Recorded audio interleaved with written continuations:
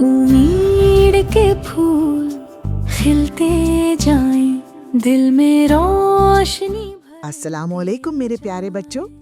आज मैं आपको एक बहुत प्यारी बात बताने आया हूँ। क्या आप जानते हैं कि अच्छी आदतें इंसान को कितना अच्छा और प्यारा बना देती है। मैं हूँ आपका दोस्त उमैर काजी और आप सुन रहे हैं उम्मीद के फूल।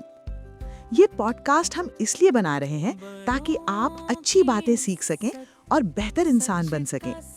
यहाँ हम बात करेंगे बड़ों की इज्जत, सच बोलना और जिंदगी सही तरीके से जीना।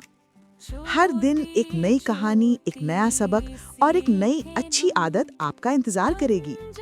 ये प्रोग्राम सिर्फ सुनने के लिए नहीं, बल्कि सीखने और अमल करने के लिए है। तो तैयार हो जाओ, क्योंकि आज से हम सब मिलकर बनेंगे उम्मीद के फूल।